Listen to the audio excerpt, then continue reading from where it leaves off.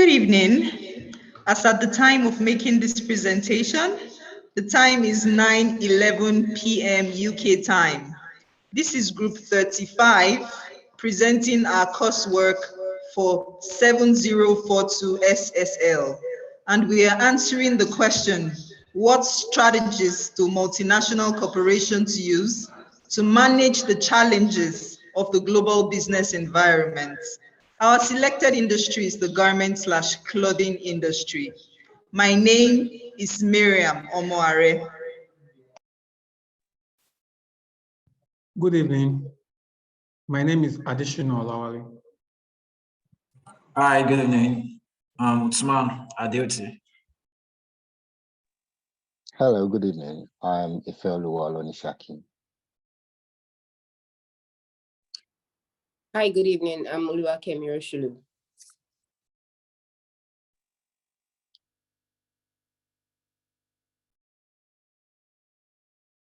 Good evening once again.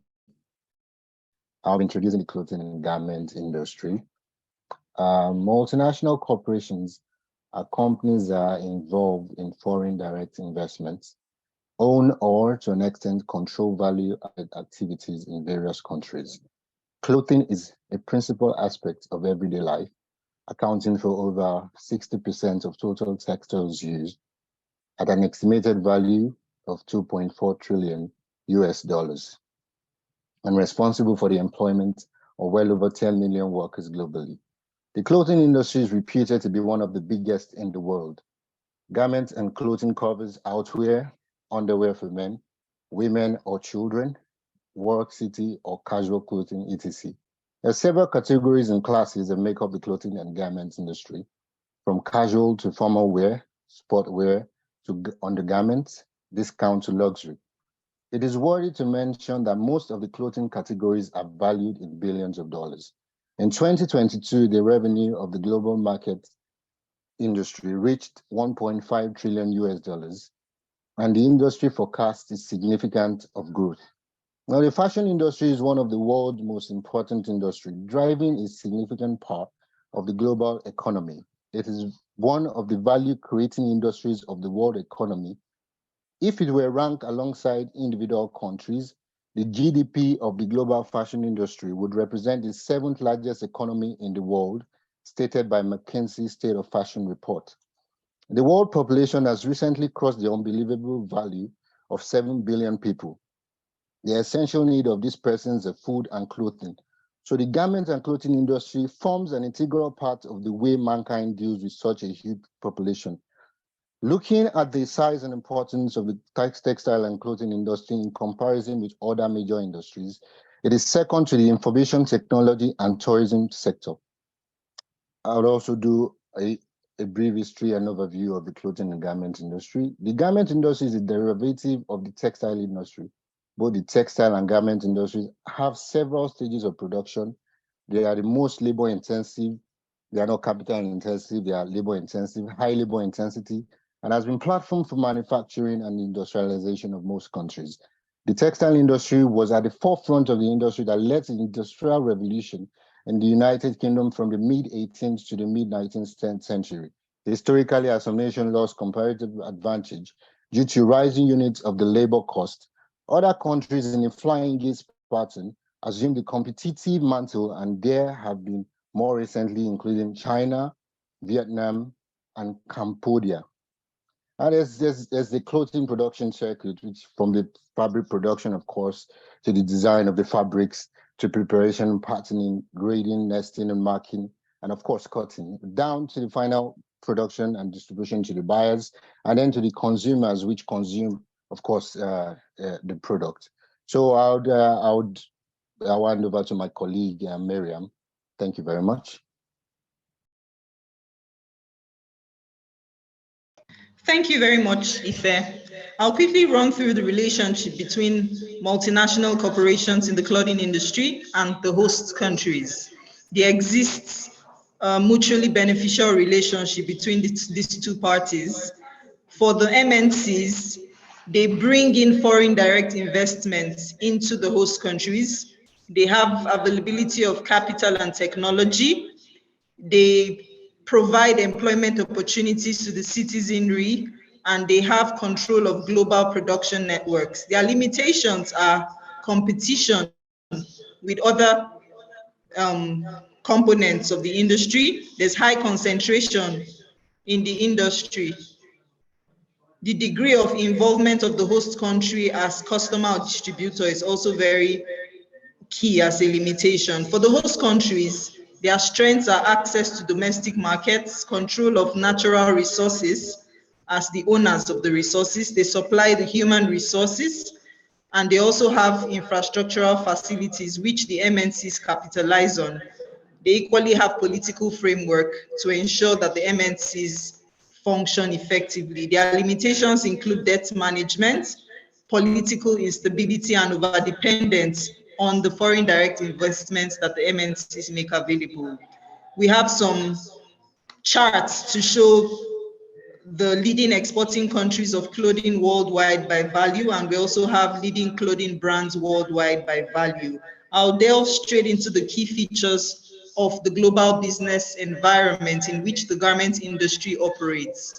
We've highlighted 8 of these features, but we'll be talking about 5 of them. The first of which is stratified markets. The clothing/garment industry has segmented or stratified markets, and this is divided into 3 stratas, which is the basic garments, the fashion basic garments, and the fashion garments. The basic garments are usually low priced. The products sell out very fast as a result of low prices. The profit is low, and as a percentage, the profit is usually high because they sell a lot. For the fashion basic garments, this stands as the fastest growing amongst the 3 stratas. Garments here are affordable. There's a lot of variety. The profit margin is high. For fashion garments, they cater to customers interested in luxury items. The prices are usually high, and as a result, the sale is low. Their profit is usually high. The second key feature of this industry, we'll be talking about the main players, the key players, who are the clothing manufacturers and also the buyers, also referred to as retailers. For the clothing manufacturers, they are usually few. They subcontract various aspects of the production line. The top 5 global manufacturers are Nike, Louis Vuitton, Gucci, Chanel, and Adidas in that order. For the distributors, they are also referred to as retailers or buyers. They are usually large. Their growing pattern is vertical integration. This talks about the various stages of supply chain. They are all controlled by the same people. The top global retailers are related to the top global manufacturers. Number 3 feature is that there exist complex buyer-driven value chains in the garment industry. The retailers, who are also referred to as corporate buyers, play the most strategic role in shaping the global dynamics of the garment industry. The clothing or garment industry value chain is organized around raw material supply, provision of components, production networks, export channels, and manufacturing networks. The 4th feature we'll be talking about is that the garment industry is more labor than it is capital intensive. Revenue generated from expenses on wages exceed that of capital. There are quite a number of manual steps involved in the assembly process of garments. For instance, manufacturers of high quality clothing often require products to be individually hand stitched and assembled. The 5th and final point we'll be talking about is that the garment industry is highly globalized and increasingly becoming regionalized. The clothing industry is globalized due to ease of transportation and high labor intensity. This has a direct implication as to where raw materials for garments are sourced, produced, and eventually distributed. Most garment manufacturers and retailers are based in industrialized or developed countries, where labor is pretty expensive. For them to enjoy economies of scale, they usually transfer jobs to developing countries where labor is relatively cheap. Regionalization talks about sourcing raw materials from within the region where production takes place. Thank you. I'll hand over to my colleague, Uthman. Thank you, Mia. So I'll talking about the challenge which is faced by the MSC, the garment clothing industry. Environmental pollution, volatile industry, social sustainability issues, government regulations, biodiversity value chain, fast fashion. These are the challenges that we want to talk about. Environmental pollution. The clothing and garment industry, the second most polluting industry after the oil industry, accounting for 10% of global greenhouse gas emissions. The level of pollution has critically weakened the purity of the soil and pose a critical opportunity for women and creation well-being. The continuous growth of the clothing industry, especially fast fashion, contributes to polluting the society. Fast fashion generated over 92 million tons of waste and 79 trillions of water per year. Although fast fashion has been successful, yeah, it's very, very successful because of the affordability, but it's generated textile waste in the society. Um, Even a designer, McCartney, criticized our industry as totally wasteful and harmful to the society. Another point is the volatile industry. The clothing industry is very volatile and unpredictable, as consumers are driven by high degree of impulse buy, often placing a premium on quantity over quality. Another one is social sustainability. It is well known that the clothing sector has several detrimental effects on society, including poor working conditions, health and safety concerns, violation of human rights, racial labor, and modern slavery. This is a major issue in the clothing industry. As there is a violation of human rights, even the clothes that we wear, the worker that do this clothes are highly on a slave trade, whereby they face harsh conditions, no paternity leave, fixed labor, sexual harassment, low wages, and no right shielding. Another one is biodiversity evolution. The demand for lower prices, higher quality, and as much risk acceptance from suppliers as possible is very high among buyers of clothing in the global value chain. Another one is government regulations. Due to high tax rates, some countries allow the importation of clothing materials, which is affecting the garment industry. Also, some countries design their policies to favor their economy. A case study is the Bangladesh government, who were under criticism for their last regulations and lack of both living wages or cheap labor. The Bangladesh government, they publicly push their garment industry in a light way to attract foreign investment. Another one is the fast fashion. The fast fashion has been a very is a situation whereby it's affecting the garment industry. It's democratizing fashion, health, and environmental risk linked to low cost, clothing, and creating a healthy garment lifestyle. In the fast fashion world, consumers are encouraged to think of clothing as disposable. Because of fast fashion, consumers throw away clothing a lot, like because of the short life cycles and the garments. They throw away garments a lot. So this is a problem to the fashion industry. So I will give my colleague Wale to talk about the strategies that they can use. Thank you, Uthman. I'm going to be talking about the strategies developed by the multinationals in the garment and clothing industry to manage the prevailing challenges.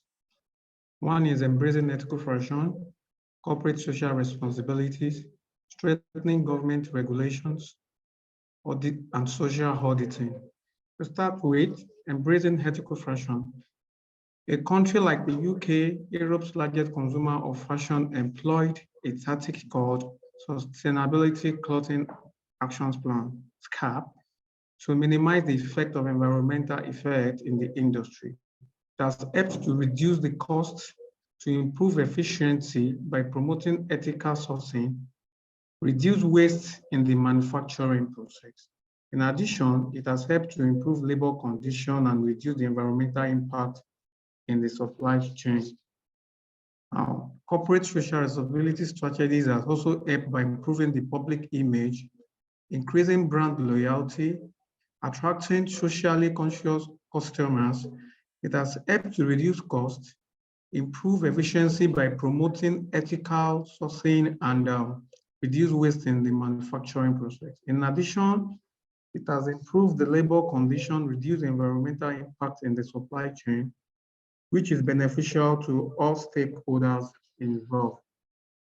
Strengthening government regulations has also helped the industry by promoting a level playing field, reducing unfair competition and ensuring compliance with labor and environmental regulation. It has helped to create a more stable and predictable business environment. The social auditing strategy has helped by producing a framework for evaluating and improving labor practice and working conditions in their supply chains.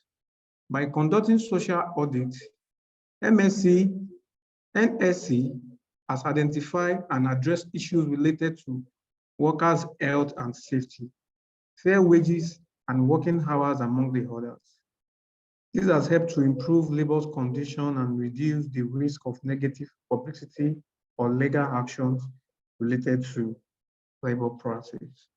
I'll hand over to Kemi to round it up.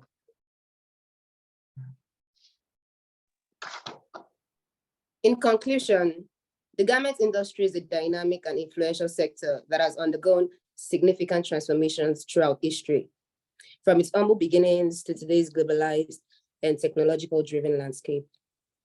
The industry has shaped fashion trends, economic development, and cultural expressions.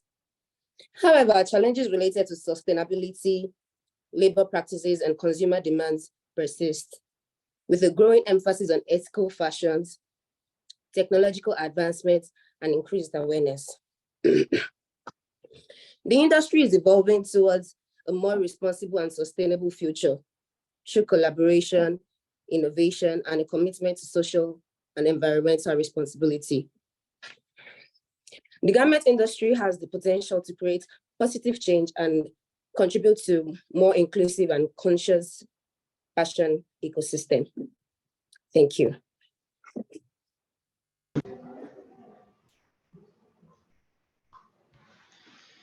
Thank you. Thank you.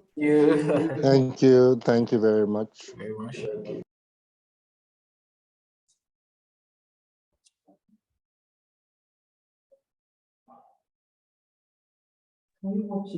Can we cut it? For